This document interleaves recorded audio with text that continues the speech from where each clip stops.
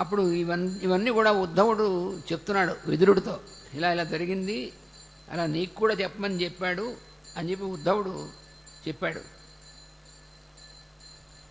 చెప్పిన తర్వాత కొంతవరకు చెప్పాడు.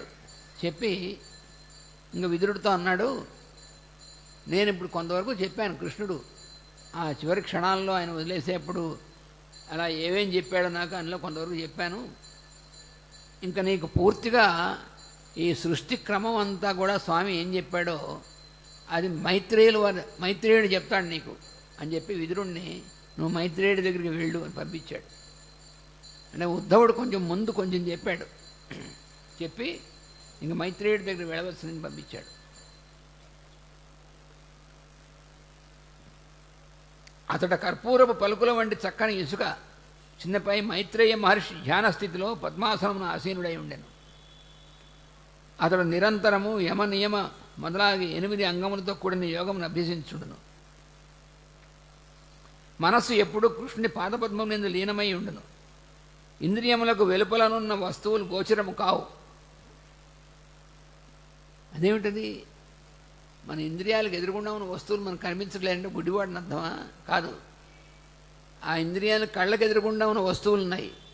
ఆ వస్తువులు కూడా కృష్ణుడుగా కనిపిస్తాయి వాడికి. అది మైత్రేయుడు అంటే. గోచరం కావంటే కళ్ళకు ఎదురుగుండా ఉన్న కనిపించట్లేదంటే అర్థం, కళ్ళకు పర్లుకమైన అర్థం కాదు. ఏమి చూసినా కృష్ణుడు తప్ప ఇంక వేరే కనిపించలేదు వాడికి, ఉద్ధవుడికి కానీ మైత్రేయుడికి కానీ. అది వాళ్ళ స్థితి. ఏ వ్యక్తిని చూసినా, ఏ వస్తువుని చూసినా, ఏం చూసినా కూడా కృష్ణుడే కనిపిస్తాడు. అది ఎలా సాధ్యం అవుతుందండి? మనకి అనుభవం లేదు కాబట్టి సాధ్యం కాదు. మనకి ఎవరైనా వ్యక్తిని చూస్తే ఆ వ్యక్తి, వాడి పేరు, వాడి గుణాలు, వాళ్ళలో ఉన్నటువంటి డిస్క్వాలిఫికేషన్స్ ఇవి కనిపిస్తాయి మనకి. కృష్ణుడు ఎక్కడ కనిపిస్తాడు మనకి? కాసేపు కళ్ళు మూసుకున్నా తెరిచినా అవే కనిపిస్తాయి. ఇంకా కళ్ళు మూసుకుంటే ఇంకా ఎక్కువ కనపడతాయి. దాని కళ్ళు తెరిస్తే కొంత మిగతా డైవర్స్ అయ్యి కొంతైనా కనిపిస్తుంది అటు ఇటుగా వ్యాపించి. కానీ లేకపోతే కళ్ళు మూసుకు కూర్చుంటే కాన్సన్ట్రేటెడ్గా ఎవరిని గురించి చూస్తున్నాం వాళ్ళు ఉన్నటువంటి అన్నీ కనిపించేస్తాయి. ధ్యానం ఎవరి గురించి చేస్తామంటే కృష్ణుడి గురించి చేస్తాం కూర్చుంటాడు, కానీ కృష్ణుడి ధ్యానంలోకి రాడు. మిగతా మనని ఎవరు మనకు ఫర్గా ఉన్నారో, ఎవరు ఎగరెస్ట్గా ఉన్నారో ఇవన్నీ వస్తాయి. కానీ వీళ్ళు ఉద్ధవుడు కానీ మైత్రేయుడు కానీ వాళ్ళకి ఉన్నటువంటి స్థితి ఏమిటంటే వాళ్ళ కళ్ళు తెరిచి ఉన్నా, ఎదురుగుండా ఉన్నా, ఏమున్నా సర్వం కృష్ణమయం అంతే. అటువంటి మహానుభావులు వాళ్ళు. కాబట్టే వాళ్ళు ఆయనకు వాహికలుగా ఉన్నటువంటి వాళ్ళు అయ్యారు. అటువంటి మైత్రేయుడి దగ్గరికి వెళ్ళాడు విదురుడు. వెళ్ళి దర్శనము చేసి వాని పాదములకు నమస్కరించి అంజలు ఘటించి ఇట్లా నేను ఎవరు విదురుడు, మునీంద్ర, లోకమున జనులందరూ కూడా సుఖపడవలననే కోరుచుందురు, సుఖము కొరకే పనులు చేయుచుందురు, కానీ చేసిన పనులకు ఫలితములు దక్కవు, దుఃఖించుచుందురు. ఇది ఏమి దైవ చిత్రము? ఎందుకు నువ్వు కష్టపడుతున్నావు అంటే సుఖపడడానికి అంటాడు. మాస్టర్ చాలాసార్లు చెప్పారు, అరే ఎందుకురా నువ్వు ఇంత కష్టపడుతున్నావు? వాడు చాలా తెల్లవారుజాము నుంచి రాత్రి దాకా వెళ్ళి పనిచేస్తూ ఉంటాడు, కష్టపడిపోతూ ఉంటాడు. ఎందుకురా కష్టపడుతున్నావు అంటే సుఖపడ్డాకంటట్టు వాడు. మాస్టర్ అన్నది ఏం లాజిక్ అండి ఇది? కష్టపడడం కోసం, సుఖపడడం కోసం కష్టపడుతున్నాడు, కష్టపడుతూ సుఖపడడం కోసం అంటట్టు వాడు. పైగా వాడు అంటాడు నానా గడ్డి గరిచి మీ అందరి కోసం పనిచేస్తున్నాడు వాడు. ఎవరి కోసం? భార్య పిల్లలతో అంటట్టు వాడు. నేను నానా గడ్డి గరిచి నీకు మీ అందరి కోసం నేను ఎంత పని చేస్తున్నాను. అది నిజం అన్నారు మాస్టర్.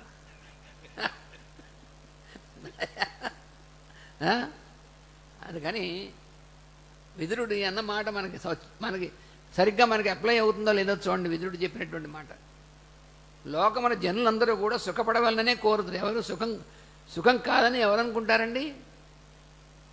అందరూ సుఖం కావాలని అనుకుంటారు. కానీ దేన్ని సుఖం, ఏది సుఖం అనేటువంటి తెలియదు. సుఖము కొరకే పనులు చేయదురు. మనం ఏ పనులు చేసినా సుఖంగా ఉండాలని చేస్తాం, కానీ చేసిన పనులకు ఫలితములు దక్కవు, అందుకని దుఃఖించుదురు. ఇదేమి దైవ విచిత్రము? చేసుకున్న పనులు తమ ఫలితంలో చేసిన వారిని బంధించును. దాన్ని దుఃఖములు తగులుకొనదు. ఈ పనులు సౌఖ్యము కలిగించి పాపములు పోగొట్టి లేకపోవడం ఎందువలన? ప్రశ్నలు అడుగుతున్నాడు. శిష్యుడిగా వెళ్ళాడు కదా ఆయన, మైత్రేయుడి దగ్గరికి శిష్యుడిగా వెళ్ళాడు, అందుకని అడుగుతున్నాడు. జాగ్రత్తగా చూడండి, తన కోసం ఏదైనా అడుగుతున్నాడు ఆయన. అక్కడ ఉంది కీ అంతా. విదురుడికి కూడా ఇవేం లేవు. ఎవరి కోసం అడుగుతున్నాడు? లోకంలో ఎందుకండి అంతమంది పాపం అలా పడుతున్నారు, వాళ్ళ మీద అయ్యో ఇంతమంది ఇలా పడుతున్నారని ఆవేదనతో అడుగుతున్నాడు. ఏమిటి కారణం అని అడుగుతున్నాడు. ఈ సంసారము చక్రము వలె తిరుగుతున్నది, దాన్ని అనుసరించి పరిగెత్తినచో దుఃఖమే కలుగుతున్నది. జీవులు తమ కోరికలచే మోహము చెంది తాము పూర్వం ఆచరించిన పనులకు ఫలితములకు తగిన శరీరములు ధరించున్నారు. పుట్టిన కారణమును చచ్చుతున్నారు. చనిపోవు లోపున ఏవో కర్మలను ఆచరించుతున్నారు. వాని ఫలితములకై మరల పుట్టుతున్నారు. ఇక తాము ఆచరించిన కర్మల్లోని పాపములకు నివారణ ఉపాయం ఎక్కడ? 4వ ప్రశ్న. శరీరమునకు యవ్వన వయస్సు ఒక పూలతోట వంటిది. బిడ్డలను కనుట తల్లికి యవ్వనం బిడ్డలను కనుట వాళ్ళని తల్లికి యవ్వనం తరిగిపోతున్నది. పుట్టినవాడు నిష్ఫలుడై జీవించి చనిపోయినచో తల్లి యవ్వనము కలిగినందుకు ఫలితమేమి? అటు నిష్ఫలులు తల్లి యవ్వనమును పూలతోటను గొడ్డలి పెట్టినట్లు పుట్టుతున్నారు.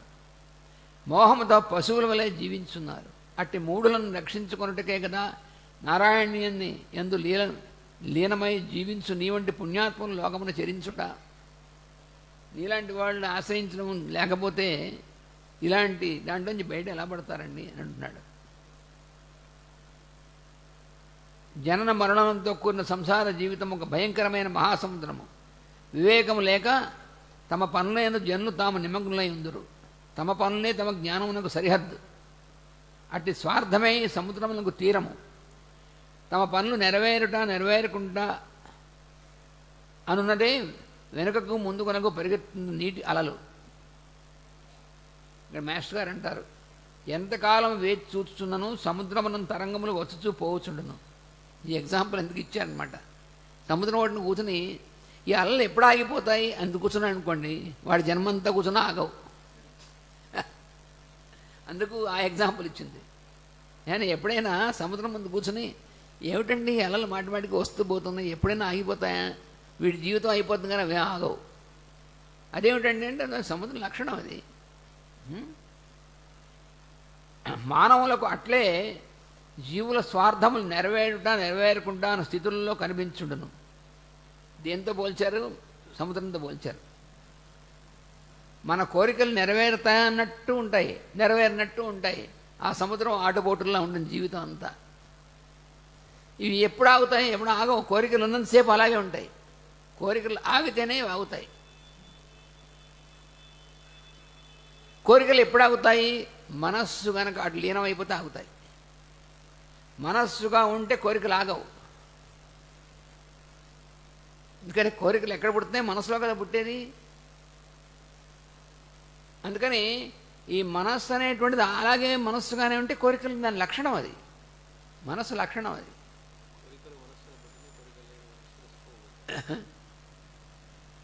అందుకని మనస్సులో పుడతాయి కోరికలు. కానీ ఈ కోరికలు అనేటువంటి పుడుతూ ఉన్నాం మన సముద్రంలో అలల్లాగా నెవర్ ఎండింగ్. కానీ ఇవాళ కోరిక పుట్టింది, అది తీరిపోయింది, అయిపోయిందా? అయిపోదు. చూసుకోండి, మనమే బయట దీనికి ల్యాబొరేటరీ టెస్ట్ బయట ఎక్కడ అక్కర్లేదు, మన లోపలే ఉంది ల్యాబొరేటరీ. మనకే చూసుకోవాలి. అయిపోయిన పని ఇంతటితో ఇది అయిపోయింది, వీటిపైన ఏం లేదు అనుకున్నామా? ఏం ఉండదు. దాన్ని ఇంకోటి తెలుస్తుంది. అలా కంటిన్యూస్గా ఉంటూనే ఉంటుంది. అందుకని మిత్రులు, చుట్టములు, భార్య, పుత్రులు మొదలగు రూపమున సముద్ర జంతువులైన చేపలు, తిమింగళములు మొదలగు సంచరించును అనగా అంటే ఏమిటో చెప్తున్నారు. అని అంటే వెంటనే మనం ఏమనుకుంటున్నాం, ఆహా అని. అలా కాదు, దాని అర్థం ఏమిటో చెప్తున్నారు మేష్ గారు. అనగా మిత్రులు, చుట్టములు, పుత్రులు, భార్య, క్రూరులని అర్థం కాదు, వాడిని గూర్చిన మన భావములు.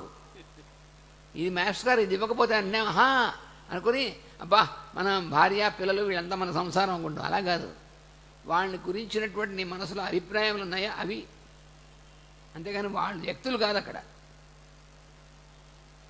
వారిని గురించిన మన భావములు మనలను కామక్రోధంలోకి ఈడ్చుకొని పోవును. వాని రూపములనున్న అంతర్యామి అయిన భగవంతుని దర్శించటం మనం మొదలుపెట్టినా చుట్టరికములంది వ్యామోహములు, మొగమాటములు, గౌరవభావములు అడ్డువచ్చుండును. అది సంసారం అంటే. అంతేగాని వ్యక్తులు సంసారం కాదు. వ్యక్తులందు మనకున్నటువంటి భావం అది సంసారం అంటే. సూచన వ్యక్తులను, పరిసరములను, సంఘటనలను భగవంతుడుగా జ్ఞప్తి కలిగి ఉండవలేను. దాని కొరకై మనస్సు కూడా భగవంతుడుగా నిరంతరము జ్ఞప్తి కలిగి ఉండవలేను. అంటే నిరంతరం భగవంతుడు జ్ఞాపకం ఉంటే అప్పుడు వ్యక్తుల యందు ఉన్నటువంటి అభిప్రాయాలు అనేటువంటి వేరే పనిచేయడం మానేస్తాయి. అది భగవంతుడు జ్ఞాపకం ఉండకపోతే వ్యక్తులే గుర్తున్నారనుకోండి, అప్పుడు ఇవన్నీ ఉంటాయి. అది సంసారం అంటే. ఓ మునీంద్ర, నన్ను స్వీకరించి రక్షించు దయ నీ బుద్ధికి కలిగినచో నా మనసులోని కోరిక విని అనుగ్రహింపమని ఇవన్నీ చెప్తున్నాడు అనమాట. భగవంతుని ఆట వస్తువుకు మాయ త్రిగుణములతో వర్తించును. అట్టి మాయను నిరంతరం నియమించిన భగవంతుడు సర్వస్వతంత్రుడు. అట్టయ్యను అవతారములు ధరించను. ఏ ఏ అవతారములందు ఏ ఏ కర్మలు ఆచరించను ఇవన్నీ అడుగుతున్నాడు ఆయన. ఇలా ఈయన ప్రశ్నలన్నీ కూడా మొత్తం అన్ని వేశాడు. పరిప్రశ్న చేశాడు విదురుడు కూడా మైత్రేయుడిని. ఇలా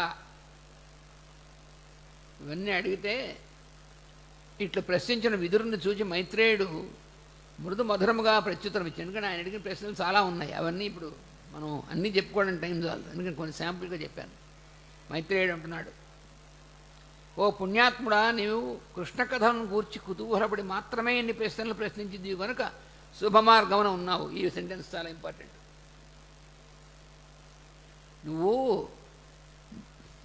ఏమడిగినా సరే కృష్ణుడిని గూర్చి తెలుసుకుందాం అనేటువంటి కుతూహలంతో దాన్ని అనుసరించి ప్రశ్నలు వేసావు కనుక నువ్వు శుభమైన మార్గంలో ఉన్నావు. అంటే ఏమిటి? అన్నిటికీ బ్యాక్గ్రౌండ్ భగవంతుడని మర్చిపోకుండా ఉన్నాడు, అది అర్థం. మిత్రుడు ఇవన్నిటికీ బ్యాక్గ్రౌండ్ కృష్ణుడు అనేటువంటిది మర్చిపోకుండా ఉన్నాడు. దాంతో ఈ ప్రశ్నలు వేశాడు. అందుకని నువ్వు శుభమార్గంలో ఉన్నావు. నీవు నిజమైన భక్తుడవు కనుక ఎన్ని శాస్త్రముల గురించి ప్రశ్నించినను వాని యందు హరి అస్తిత్వం మరువలేదు. అది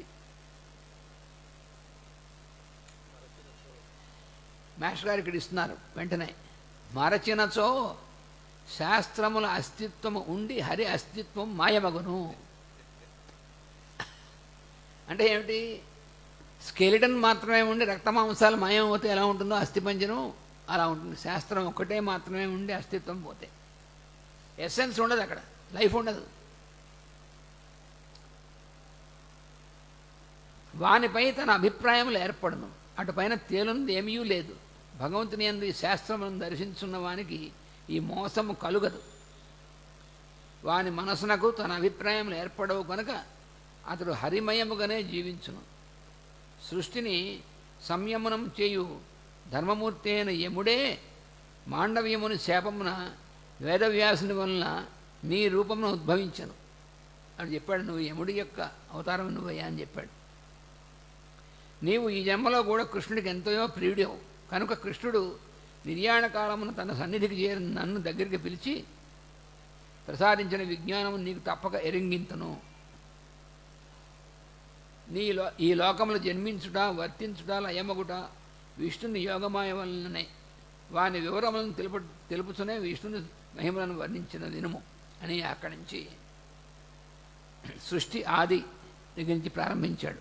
నేను సృష్టి ఎలా మొదలైంది అనేటువంటిది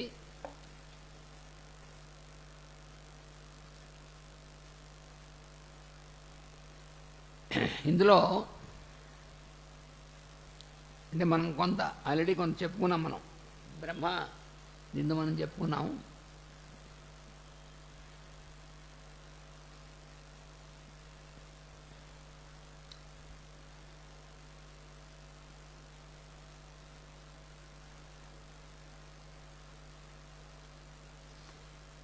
ఇప్పుడు దీనిలో అహంకారం అనేటువంటి దాన్ని, అహంకారం అంటే అహంకారం అనగా నేను అన్న అభిప్రాయం.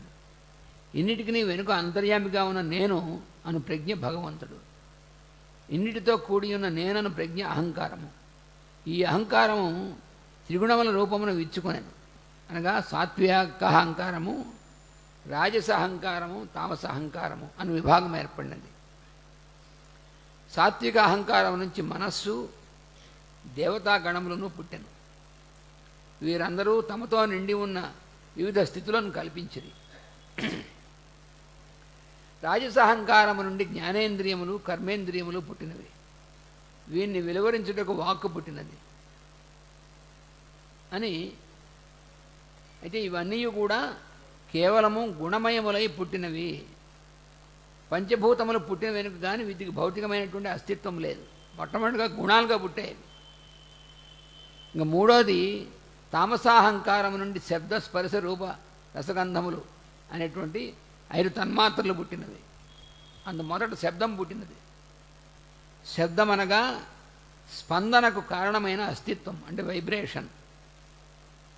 దీని నుండి శబ్దమన గుణము పుట్టినది, అనగా శబ్దమయ తరంగములు పుట్టినవి. దీని నుండి ఆకాశం పుట్టినది. అందుకనే శబ్దగుణకం ఆకాశం అంటారు. తర్వాత ఆకాశము కాలముతోనూ మాయలోని ఒక అంశముతోనూ సంయోగం చెందెను. అది నారాయణుని చూపున స్పర్శ పొందెను. స్పర్శ కలిగిన ఈ తరంగమే వాయువుగా ఉద్భవించెను. ఆకాశమునకు బలముగా వాయువు నిలిచెను. అది రూపముతో కలిసి చూసినట్టు వెలుగులు పుట్టించెను. ఇదియే అగ్ని. అంటే ఫ్రిక్షన్ అనేటువంటి దానివల్ల మనకి అగ్ని అనేటువంటి మేనిఫెస్టేషన్ తెలుస్తుంది. ఆకాశమునందు వాయువు ఘర్షణం వలన వేడిమి, వెలుగు పుట్టెను. ఈ వెలుగు విష్ణువు చూపై వాయువుతో కలిసి రుచి సహాయమున జలములు పుట్టించెను. అంటే అగ్ని ప్రభావమున ఉష్ణోగ్రత తగ్గగా వాయువు ద్రవత్వమునందెను. అంటే ముందు ఫస్ట్ స్టేట్ ఏమిటంటే ఆకాశం, అంటే స్పేస్, యూనిట్ స్పేస్. ఆ తర్వాత దానిలో వైబ్రేషన్ అనేటువంటిది, దానివల్ల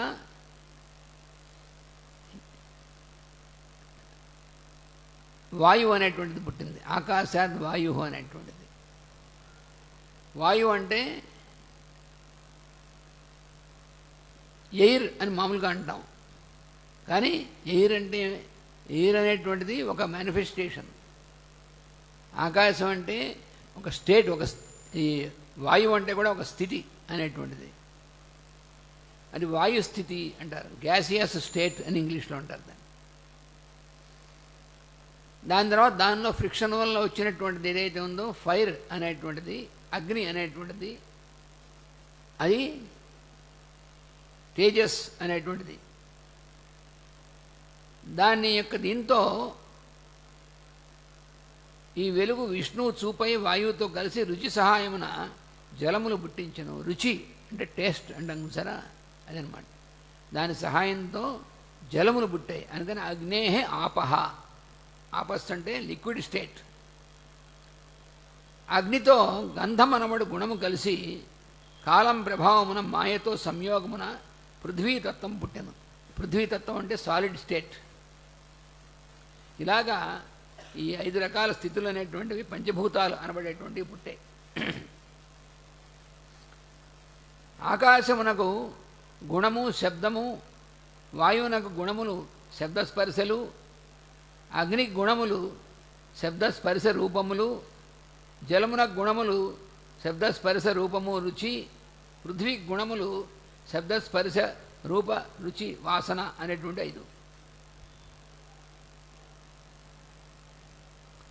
కాలము మాయందలి ఒక అంశంతో కలిసి తను తాను వేరుగా గుర్తించి చిహ్నములు ఏర్పడి మహత్తునందు నిలబడిన రూపములే దేవతలై వెలువడిది. వారు సర్వాంతర్యామి యొక్క రవ్వలతో కూడినవారు. దేవతలంటే ఎవరంటే sparks of the lord of the universe. సర్వాంతర్యామి అయినటువంటి భగవంతుడి నుంచి వచ్చినటువంటి రవ్వలు దేవతలు అని చెప్పారు. వారందరూ తమ తమ అస్తిత్వమునకు లోకములను దేహములను సృష్టించుకునవలెనని తలచిరి. కానీ దానికి తగిన సాధనం వారికి లభింపలేదు. ఇంతవరకు సృష్టింపబడిన మహత్తు మొదలగు తత్వమును, పంచభూతములను, ఇంద్రియములను, తన్మాత్రలను దేనికై వేరువేరుగా తేలుచున్నవి. వానితో లోకములు కల్పించుటకు ఏకత్వము సిద్ధించు ఉపాయము దేవతలకు తెలియలేదు. వారు కర్తవ్యము తోచని వారై నారాయణుని స్తుతించిరి. ఇవన్నీ వేరువేరుగా గుణాలుగా పుట్టాయి. కానీ వీటన్నిటినీ కలిపి సృష్టి ఎలా చేయాలి అనేటువంటిది ఇంకా అప్పటికి ఆ సింథసిస్ దేవతలకు ఇంకా తెలియదు అప్పటికి.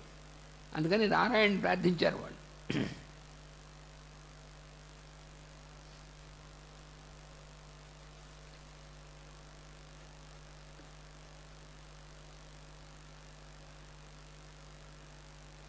కల్పిస్తే అప్పుడు ఏం చేశాడంటే దేవతలు ఇట్లా ప్రార్థింపగా నారాయణుడు ప్రసన్నుడయ్యాను.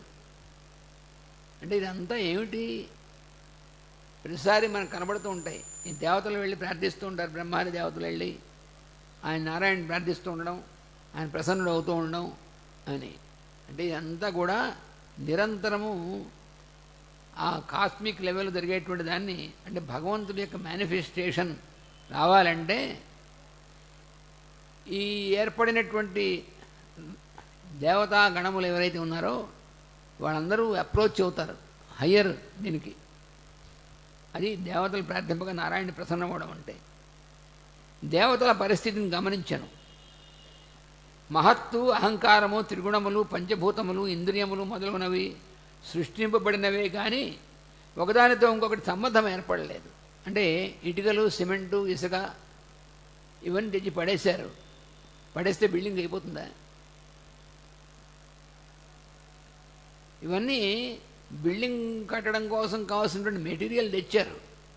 మెటీరియల్ తెచ్చి ఇటుకలు అక్కడ వచ్చి పోగ్గా వేశారనుకోండి, ఆ పోగ్గా పెట్టి ఇదే గోడ అంటామా? అనం. ఆ ఇటుకలు గోడగా అవ్వాలంటే ఏం చేయాలో అది తెలిసినటువంటి వాడు చెప్పాలి. అది ఎగ్జాంపుల్ దీనికి. దేవతలకి మెటీరియల్ అంతా వచ్చింది చూశారు దేవతలు ఈ సృష్టి నిర్మాణానికి. కానీ దాని అంతటి ఇవన్నీ వేరువేరుగా ఉన్నాయి, వీటిని ఎలాగ సింథసైజ్ చేయాలి అనేటువంటిది ఏదైతే ఉందో దానికి మళ్ళీ నారాయణని అప్రోచ్ చేయాలి. వీరందరూ దేహములుగా ఏర్పడవాలని అన్నచో వీరిని కలిపి పరస్పర సంబంధం ఏర్పడుతున్నట్టు మరి ఒక అంశము కావాలను. ఆ పరిస్థితిని గమనించి నారాయణుడు కాలమును, ప్రకృతిని దగ్గరకు చేర్చెను. టైం అండ్ నేచర్, కాలము, ప్రకృతి అనేటువంటి రెండింటిని కూడా దగ్గర చేర్చాట. ఆ రెంటి అందు తన బలమును ప్రసరింపజేసి తాను అందు నిలిచెను. అది అక్కడుంది రహస్యం. ఈ మొత్తం అన్నిటి అందు కూడా అన్నిటిని దగ్గర చేసి తాను అందులోకి తన యొక్క అంశగా నిలిచాడు. ఆ నిలిచినటువంటి దాన్నే ఉరుక్రముడు అంటారు. ఈ ఉరుక్రముడు అయినటువంటి అవతారం అంటారు. 27 తత్వములందును ఒక్కమారే సమకాలికముగా ప్రవేశించను. ఆ తత్వములకు ఒక క్రమం ఏర్పరచను. ఈ ఉరుక్రముడు అంటే ఏమిటి? ఉరుక్రముడు అను మాటకు ఘనపరిణామంగా ఆక్రమించినవాడు, పర్వేషన్ యాజ్ వాల్యూమ్ అని మాస్టర్ గారు ఇచ్చారు ఎక్స్ప్లెనేషన్. ఉరుక్రముడు అనేటువంటి పదాన్ని చెప్తారు, కానీ ఉరుక్రముడు అంటే ఏమిటి చెప్పాలిగా. విష్ణువు ఉరుక్రముడుగా నిలిచాడు అంటే ఏమిటి అని చెప్తున్నారు మాస్టర్. Pervasion as volume. 27 తత్వములు అనగా పంచభూతములు, పంచతన్మాత్రలు, 10 ఇంద్రియములు, కాలము, ప్రకృతి, త్రిగుణములు, మహత్తు, అహంకారము. ఈ మొత్తం టోటల్ చేస్తే 27 అని వస్తుంది. కనుకనే నేటికి చంద్రుడు 27 నక్షత్రంలో చరించుట. చంద్రుడు ఒకసారి ఈ చుట్టి రావడానికి ఎన్ని రోజులు పడుతుంది? 27 రోజులు పడుతుంది. ఆ 27 రోజుల్లో 27 యాంగిల్స్ అవుతాయి. ఆ 27 నక్షత్రాలు అంటారు వాటిని.